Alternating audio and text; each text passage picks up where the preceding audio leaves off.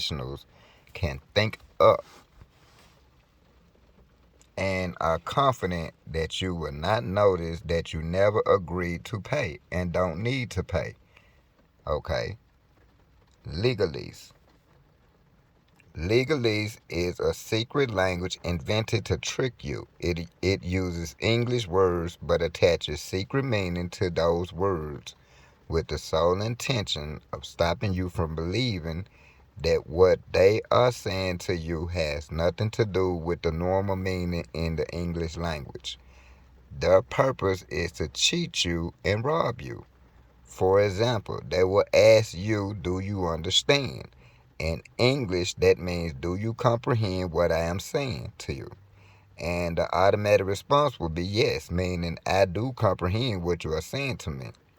But these sneaky, underhand people have changed the meaning in legalese to mean, do you stand underneath me? Meaning, do you grant me authority over you so that you have to obey whatever I tell you to do? What makes it even worse is the fact that they will never tell you that they have switched from English to legalese. And if that is not dishonest, underhand, and unscrupulous, then I don't know what is.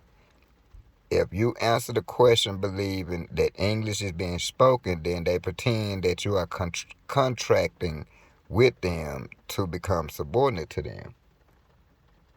Whether or not that is actually true is debatable because that is effectively a verbal contract between you and them. And for any contract to be valid, there has to be full and open disclosure of all the terms of the contract, and then unreserved acceptance by both parties. And in these cases, that has most definitely not occurred. But what is the point of all this? Well, this maneuver is intended to trick you into agreeing to represent your straw man. Why? Now that's a good question. But to answer it takes a bit of explaining, and you need to understand the overall situation.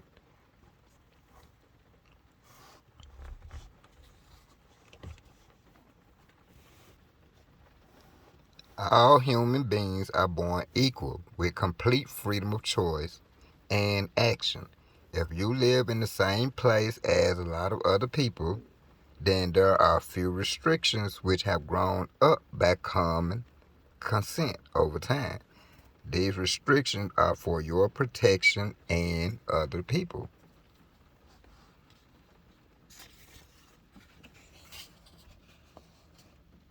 See? The protection of the other people living near you. These restrictions are called the law, or more accurately, common law. And they are few in number and very easy to understand. They are: you must not injure or kill anyone. You must not steal or damage things owned by somebody else. You must be honest in your dealings and not swindle anyone. Shalak. These restrictions have resulted from hundreds of years of disputes which have been dealt with through using common sense and opinions of ordinary people. They are the only limitations on you. If you don't want to abide by them, then you need to go to some isolated place and stay away from other people. Many people think that there are hundreds of other laws which they have to keep, and new ones every other day. But that is not so. Those other things are called statutes, and keeping them is optional for you, the human, but they are not optional for your fictitious straw man. That's why you have a straw man.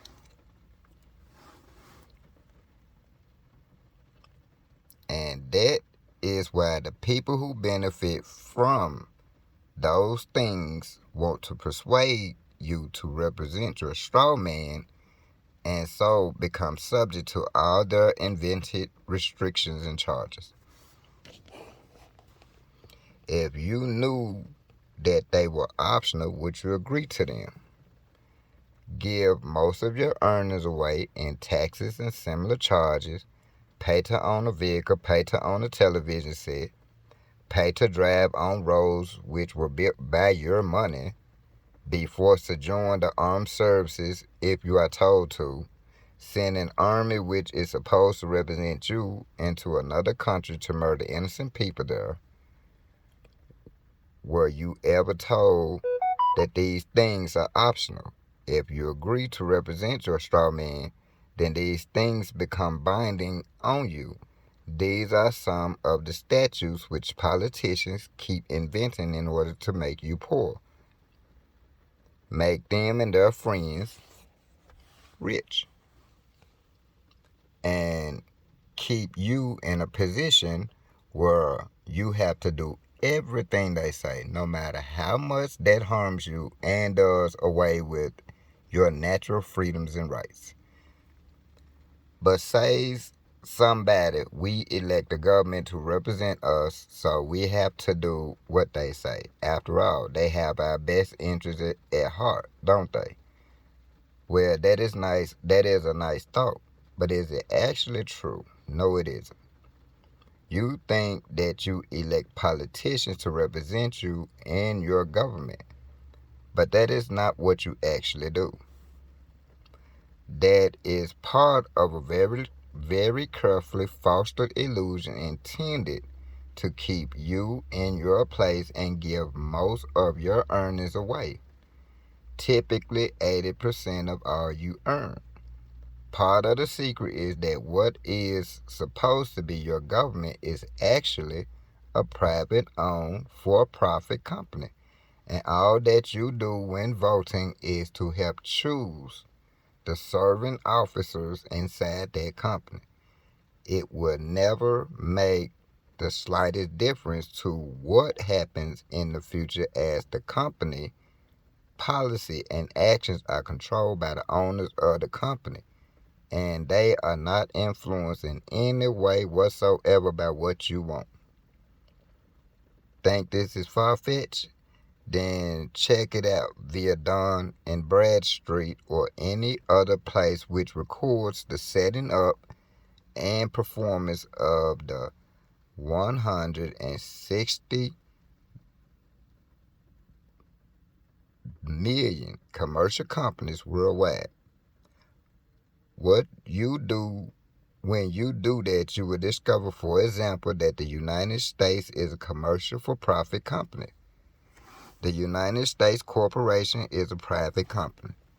The non-federal Federal Reserve Bank is a private company set up in the year 1913, as is every court and every police force. And even Congress is a company and not a person. Y'all see this, right? Just in case you are not aware of it, the purpose of any commercial for profit company or corporation is to make money for its owners and shareholders, if there are any. The people who you think of as the government don't do anything that earns money. They instead take money from you, and their main job is to make money for their company, or, you know,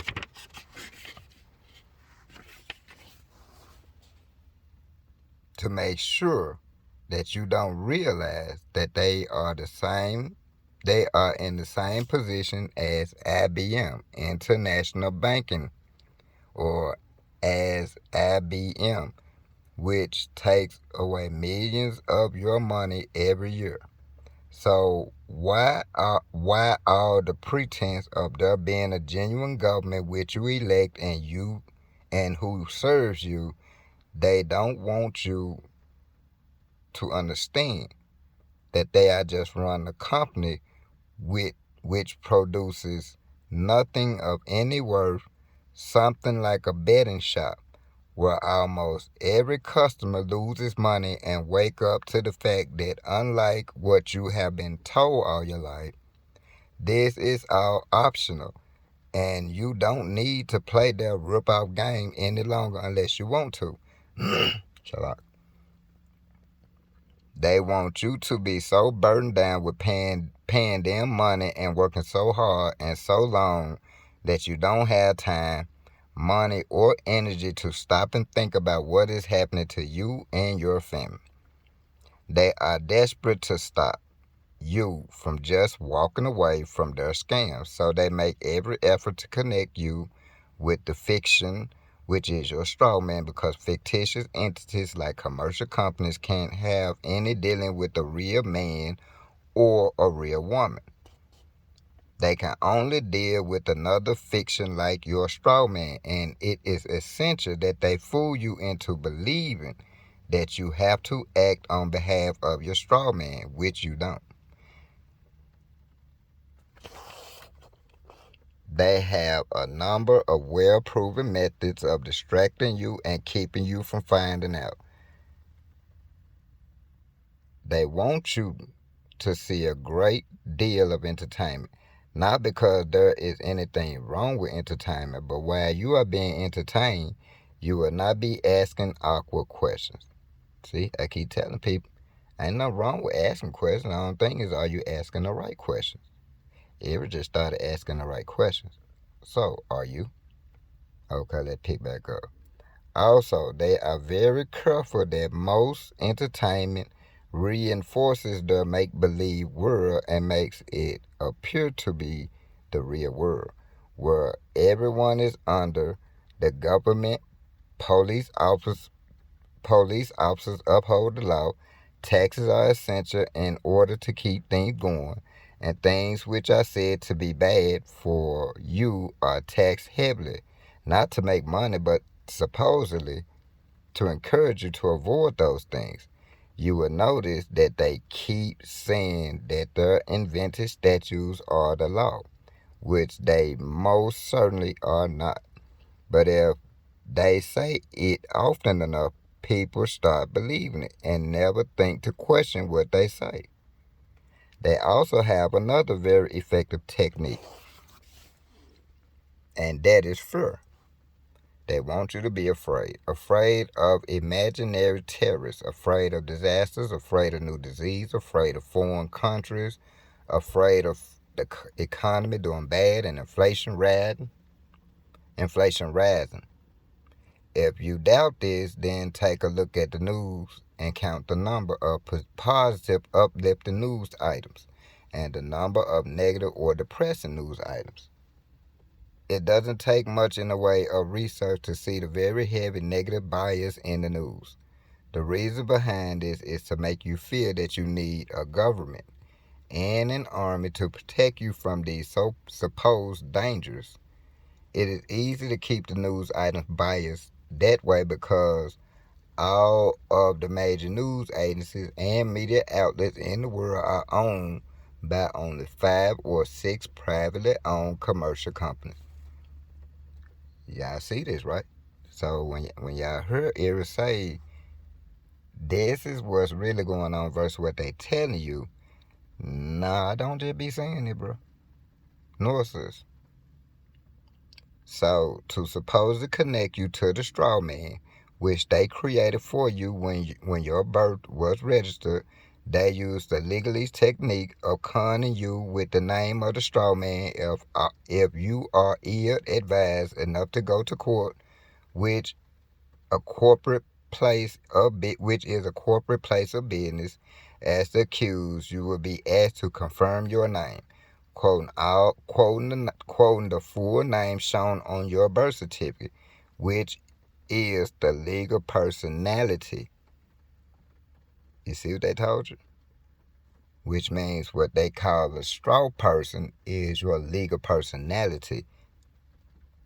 Titles such as Mr., Dr., Rev, Gov, Sec, or whatever are not as for as they are not required. The accused is actually the legal personality, which is the name on the birth certificate. So when they ask for the person's name, they are talking to the legal personality, the straw man. and not the human. This is because a human cannot exist in the legal world. Only pieces of paper can. And that is something which they are very careful not to tell you. This is a really key issue. Natural law and common law are the only laws which apply to humans, and they deal only with harming other people or causing them loss. And outside of those restrictions, a human has free and unlimited entitlement to do anything he chooses which complies with these principles. You see that, right? As opposed to this, acts of Congress, statutes, and statutory instruments, contracts, do not apply to human but only to the piece of paper, which is the legal personality which has no reality. As the legal fiction, the legal personality was created by the company called the United States.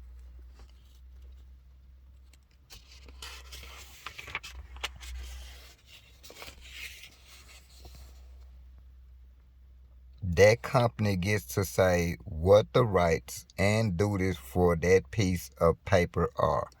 When a person is born in America, the mother and father submit a birth certificate registration form, which is a piece of paper. There is no requirement under common law to do this. Excuse me.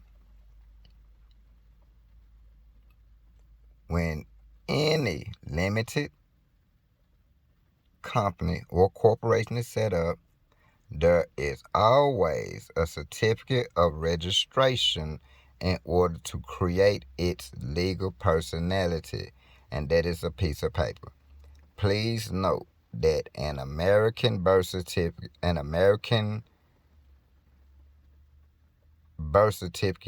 states quite clearly that it is not evidence of identity, meaning that it has nothing to do with any human. Marked on it is U.S. copyright, showing clearly that it does not belong to an individual and was created by the state.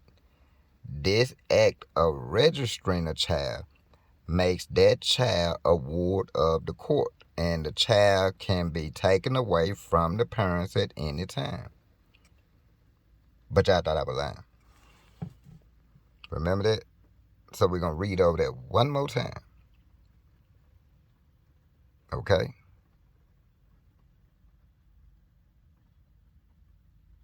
The registration in order to create its legal personality, and that is a piece of paper. Please note that an American birth certificate states quite clearly that it is not evidence of identity, meaning that it has nothing to do with any human. Marked on it is U.S. copyright, showing clearly that it does not belong to an individual and was created by the state. This act of registering a child makes that child a ward of the court, and the child can be taken away from the parents at any time. Why? Because when you register your child, birth certificate, social security number,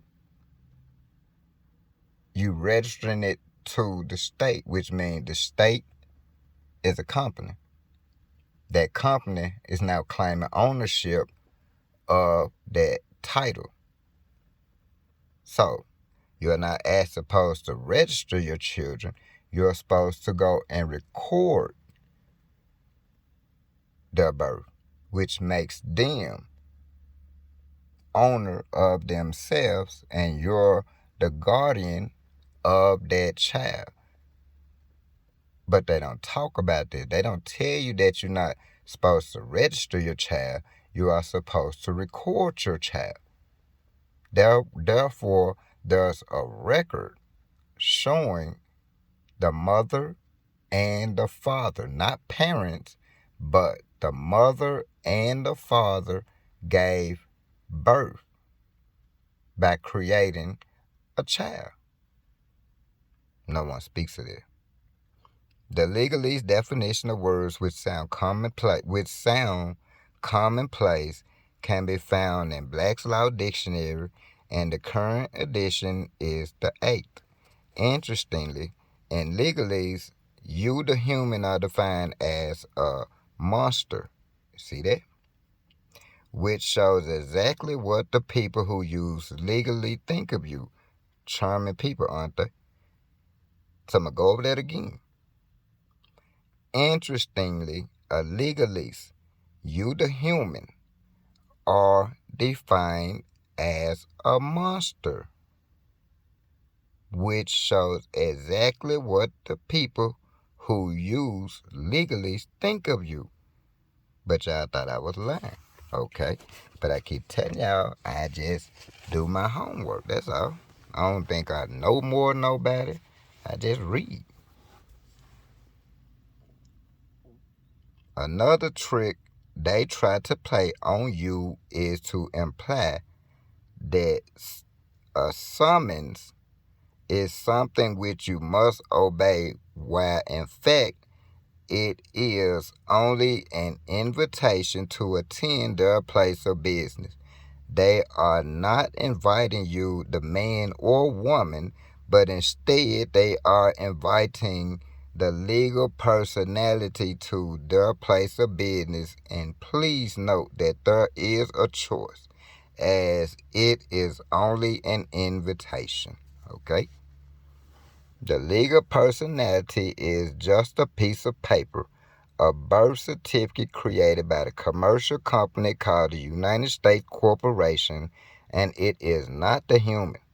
You can't be forced into a contract, so they have to deceive you into entering into one without understanding what you are doing. They are using deception, as every judge's court is a trading name of the commercial company called the Department of Justice, which does not have a parental company listed, meaning that it is a parent company itself.